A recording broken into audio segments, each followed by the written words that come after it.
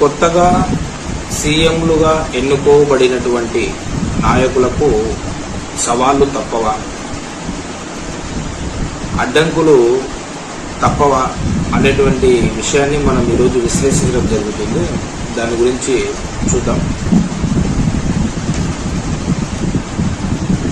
అవే పాత పార్టీలు, అవే పాత నాయకులు, అవే పాత పాలనా విధానాలను చూసి విసుగు చెందినటువంటి ఓటర్లు తమ ఓటు హక్కును వినియోగించుకొని కొత్త పార్టీలకు, కొత్త నేతలకు అధికారాన్ని పట్టంగట్టారు.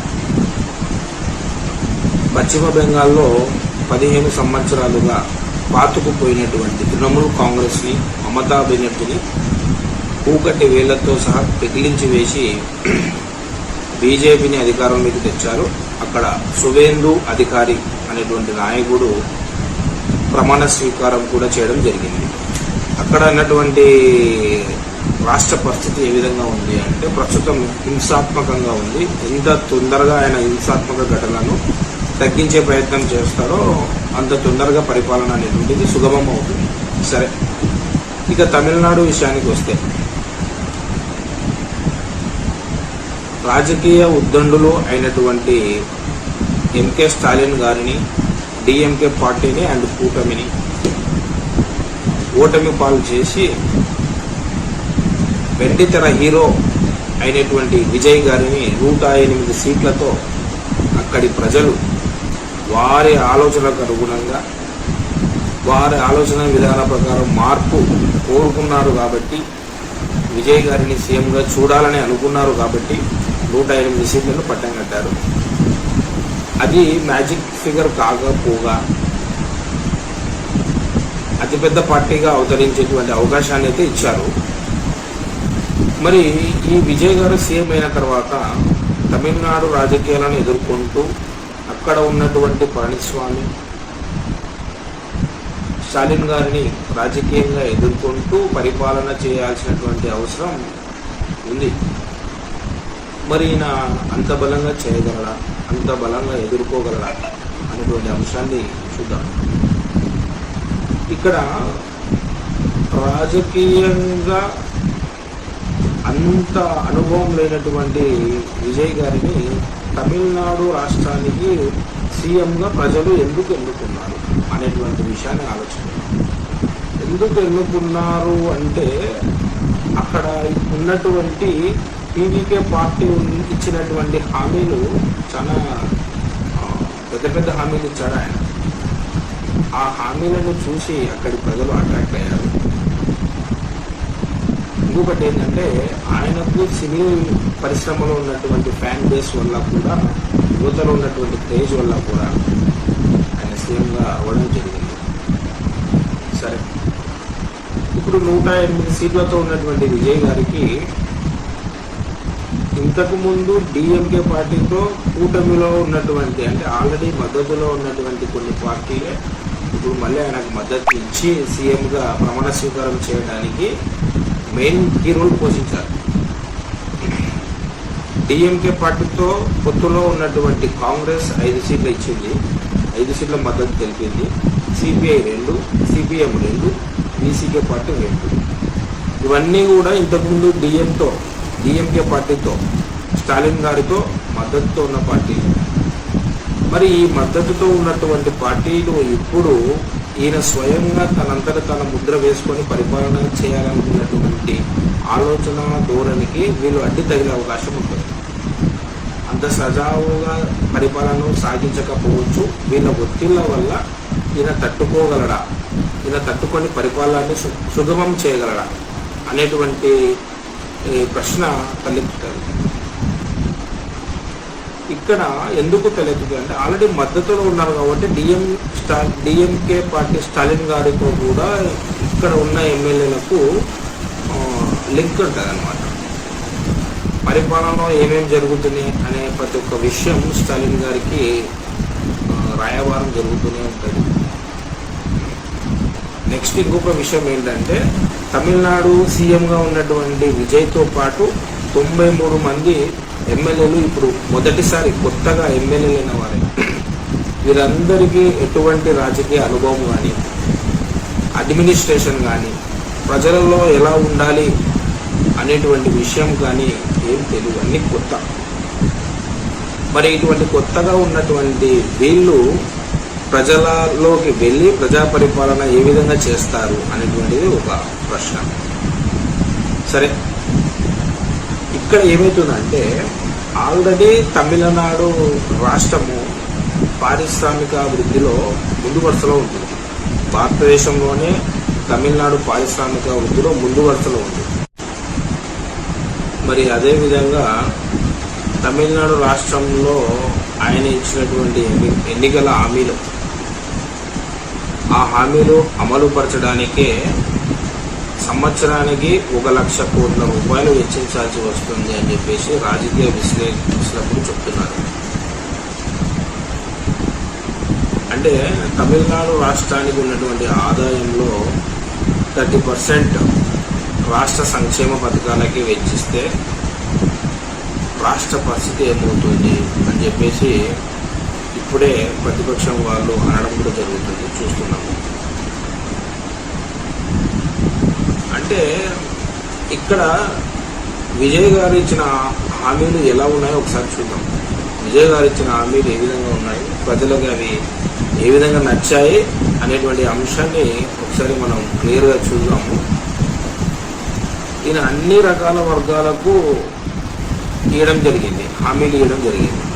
ఎవరెవరికి హామీలు ఇచ్చారయ్యా ఈయన అంటే మెయిన్గా మహిళలకు, వాళ్ళకు సంక్షేమ పథకాలు ఇవ్వడం జరిగింది.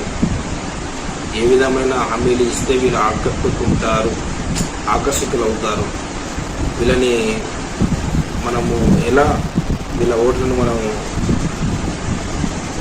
మనం మద్దతుగా మార్చుకోగలం అనేటువంటి అంశం మీద ఈ హామీలు చూసినాక ఎవరికైనా సరే అర్థమవుతుంది. అంటే విజయ్ గారు ఇచ్చిన హామీలు మామూలు హామీలు కాదు, ఈ హామీలకే సగం మెజారిటీ వచ్చిందని చెప్పేసి నేను వ్యక్తిగతంగా నా అభిప్రాయం. ఈ హామీలకు యూతే కాకుండా మధ్య వయసు ఉన్న వాళ్ళు, వృద్ధులు కూడా అట్రాక్షన్ అయ్యారు. అందుకే ఆయనకు అన్ని సీట్లు వచ్చినాయని చెప్పేసి నేను భావిస్తున్నాను. సరే, హామీలు ఏ విధంగా ఉన్నాయి, అవి ఎలా ముందుకు తీసుకువెళ్తాడనే దాని మీద మనం చర్చిద్దాం. 60 సంవత్సరాలు దాటినటువంటి మహిళలకు, ప్రతి మహిళకు 2,500 రూపాయలు ఆర్థిక సాయం ఇస్తానని చెప్పడం జరిగింది. పెళ్లి కానుక విషయానికి వస్తే పేద కుటుంబాలకు చెందినటువంటి వధువులకు 8 తులాల బంగారం, ఒక పట్టు చీర ఇస్తానని చెప్పి హామీ ఇవ్వడం జరిగింది. వృద్ధులకు, వికలాంగులకు నెలకు 3,000 రూపాయలు పెన్షన్ ఇస్తామని చెప్పేసి హామీ ఇవ్వడం జరిగింది. డ్వాక్రా సంఘాలకు అంటే మహిళా సాధికారక సహాయ సంఘాలకు, అంటే ఇక్కడ మన ఆంధ్రప్రదేశ్లో డ్వాక్రా పొదుపు సంఘాలు ఉంది కదా, అటువంటి సంఘాలకు వడ్డీ లేకుండా 5 లక్షల వరకు రుణం ఇస్తామని చెప్పి హామీ ఇవ్వడం జరిగింది. ఇది మహిళలకు ఇచ్చిన హామీలు. మరి రైతులకు ఏమి ఇచ్చారా? రైతులకు ఇచ్చిన హామీలు ఏంటి అంటే 5 ఎకరాల లోపు ఉన్నటువంటి రైతులకు సంపూర్ణంగా రుణమాఫీ ఇవ్వడం జరుగుతుంది అని చెప్పి హామీ ఇచ్చినాడు.